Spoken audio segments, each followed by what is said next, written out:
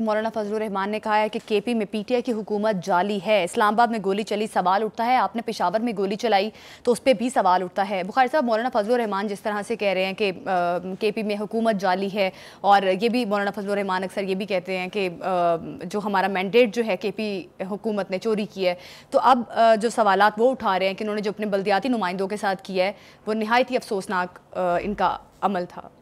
دیکھیے میرے خیال سے مولانا کی پوری سیاست کو اگر آپ ریویو کریں یا ریکال کریں تو آپ کو یہ پتہ چلے گا کہ ان کے جو دو گلے ہیں, ایک اور یا فوجی قیادت سے ہے اور دوسرا گلہ ان وقتوں کی حکومتوں سے ہے. ان کا خیال یہ ہے, اور وہ اس کے اوپر بلیو کرتے ہیں کہ 2018 میں ان کو باقاعدہ ایک سازش کے تحت ان کو الیکٹرل پروسیس سے باہر رکھنے کی کوشش کی گئی. جی بالکل. اور یوں حکومت جو ہے وہ کے پی کے اندر پی ٹی آئی کے سپرد کر دی گئی. پہلے بھی ان کو شکایت ہے. ہاں بالکل. اور یہ نئی شکایت نہیں ہے. پھر 2024 کے الیکشن میں بھی وہ سمجھتے ہیں کہ ان کے ساتھ جو وعدے کیے گئے وہ نہ اسٹیبلشمنٹ نے پورے کیے اور نہ ہی اس وقت کی پی ڈی ایم حکومت نے پورے کیے. اور وہ زخمی شیر کی طرح سے ہر بار جب ان کا دل چاہتا ہے نون لیگ پہ بھی چڑھ دوڑتے ہیں, اور کبھی کبھی جب ان کا موڈ کرے تو وہ پیپلز پارٹی پہ بھی چڑھ دوڑتے ہیں. جی. تو اس لیے ان کو آپ یہ سمجھیں کہ کے پی کے میں خاص طور سے وہ ایک متاثرہ فریق ہیں. ٹھیک ہے, لہذا جو کچھ انہوں نے کے پی کے کی حکومت کے بارے میں ارشادات فرمائے ہیں وہ سمجھ میں آنے والی بات ہے, اور اس کے بہت سارے حوالے ہیں. اب دیکھیں وہ کیا سوال پوچھ رہے ہیں. وہ کہہ رہے ہیں کہ 9 مئی کو آپ کو کچھ نہ کہا جائے تو آپ کہتے ہیں گولی کیوں نہیں چلائی, روکتے ان کو, تو تمہارے بندے ہی نہیں تھے, ایجنسیوں کے بندے تھے. 24 نومبر کو جب آپ کو چیک کیا جاتا ہے صرف آپ کے اوپر ربڑ بلٹ چلتے ہیں تو آپ نے قیامت اٹھا دی. کسی نے کہا 1200 مر گئے ہیں, کسی نے کہا 2300 شہید ہو گئے ہیں, کسی نے کہا کچھ. لطیف کھوسا جیسے بندے نے, جس کو ڈھنگ کا آدمی میں سمجھتا تھا ہمیشہ, میں نے ان کا انٹرویو بھی کیا ہے, میرے بڑے مہربان ہے وہ بیٹھ کے فتویٰ جاری کریں ٹی وی چینل کے مین سٹریم ٹی وی چینل پر کہ 278 لوگ جو ہیں ان کی شہادت تصدیق ہو گئی ہے, اور کے پی کی حکومت نے 1 کروڑ روپے فی بندہ ان کے لیے کمپنسیشن کا اعلان بھی کر دیا ہے, اور ثابت نہ کر سکیں وہ 13, اب وہ 278 سے فگر 13 پہ آ گیا ہے. کوئی پتہ نہیں, کوئی نہ ان کے وارثین ہیں, نہ کسی نے جنازہ پڑھا, نہ کسی نے فاتحہ پڑھی, نہ کوئی مطالبہ کر رہا ہے کہ جناب ہمارے شہیدوں کا حساب دیں. تو یہ تو حال ہے.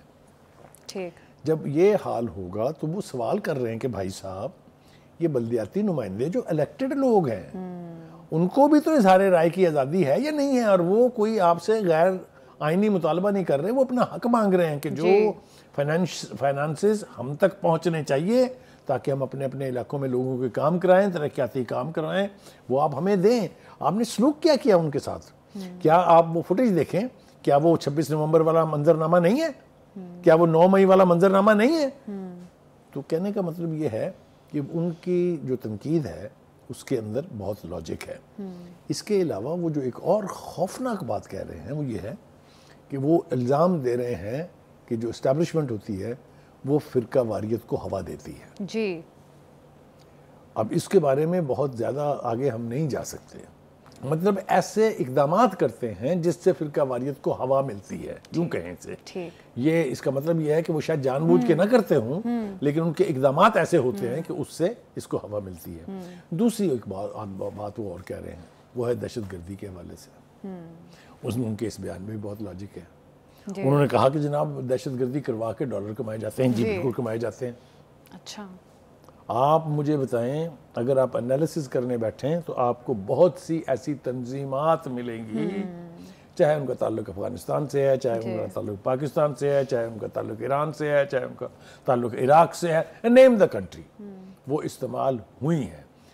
یہ داعش کہاں سے آئی ہے, یہ القاعدہ کہاں سے آئی تھی, یہ سارے وہ لوگ ہیں جنہوں نے ڈالروں کی خاطر اپنے اپنے ملکوں کے خلاف ملیٹنٹ ایکشنز کیے ہیں. تو اس بات میں بھی ان کی بہت وزن ہے. آپ یہ نہیں کہہ سکتے کہ وہ ہوا میں باتیں کر رہے ہیں.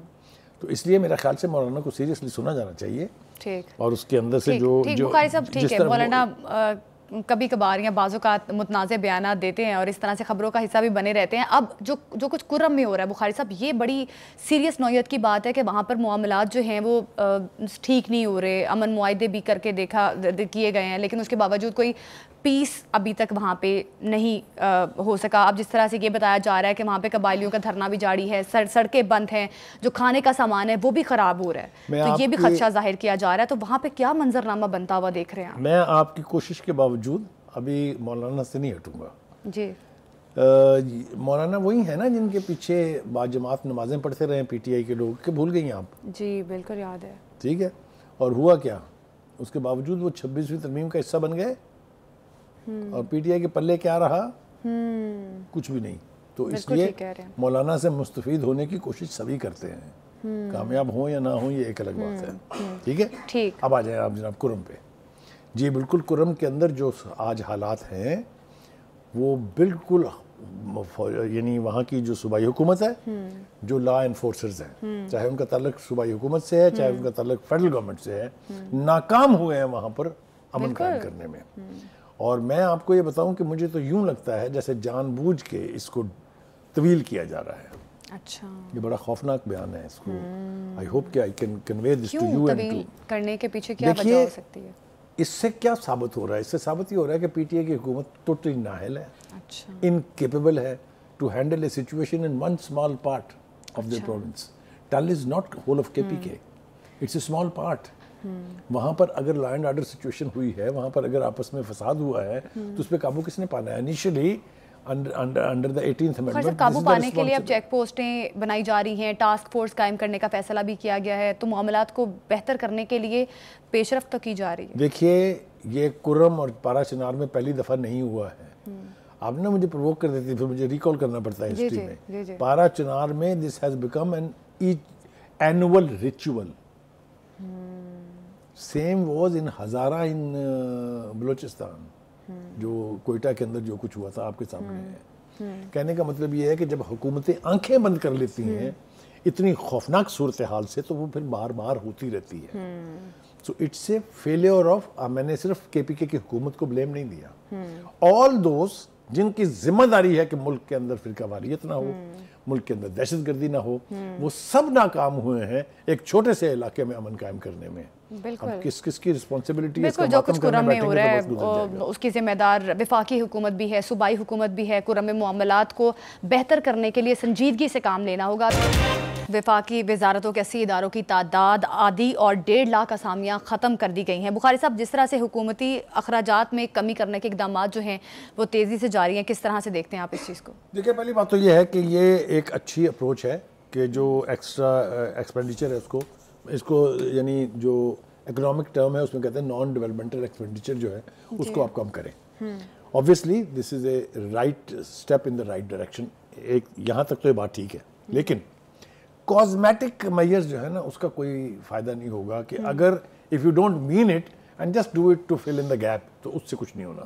میں کیوں کہہ رہا ہوں, یہ آپ نے یہ اسامیاں ختم کر دی, بہت اچھا اقدام ہے, برڈن نہیں ہوگا. آپ ایک اور مشن پہ کام کر رہے ہیں کہ وزارتوں کی تعداد کم کی جائے, ایک دوسرے کے اندر مرج کر کے ان کو. لیکن دوسری طرف ہم کیا دیکھتے ہیں؟ دوسری طرف ہم دیکھ رہے ہیں کہ چاہے وہ جج ہیں, چاہے وہ وزیر ہیں, چاہے وہ ارکان پارلیمنٹ ہیں, ہوش ربا اضافے ہیں ان کی تنخواہوں میں. جی آپ نے دیکھا ابھی پنجاب اسمبلی میں کیا ہوا, آپ نے اس سے پہلے دیکھا سپریم کورٹ کے ججز کا کیا ہوا. مطلب ہے پھر یہ تو ڈویلٹی ہے نا. ایک طرف آپ غریب کا گلا کاٹ کے تو اکنامک میز لے رہے ہیں, دوسری طرف آپ اپنے للے تللے جو ہے وہ جاری رکھے ہوئے ہیں, تو اس سے تو کبھی فائدہ نہیں پہنچتا. دوسری بات یہ ہے کہ آج فائنانس منسٹر صاحب جو پریس کانفرنس کر رہے تھے, انہوں نے کہا کہ وہ ہاسپٹل جو ہیں تو صوبوں میں لیکن چل رہے ہیں وفاق کے زیر اہتمام, کیوں بھائی؟ Why shouldn't they be handed over to the provinces? یہ موو پہلے بھی ہوئی تھی, جس کے نتیجے میں شیخ زاید ہاسپٹل جو ہے وہ پنجاب حکومت کو ملا تھا, پھر اگلی حکومت نے آتے ہوئے واپس لے لیا. تو یہ اسی طرح سے کراچی میں جو مین ہاسپٹلز ہیں, بڑے ہاسپٹلز, ان کو صوبوں کو دے دینا چاہیے کہ وہ اس کو ڈھنگ سے چلائیں.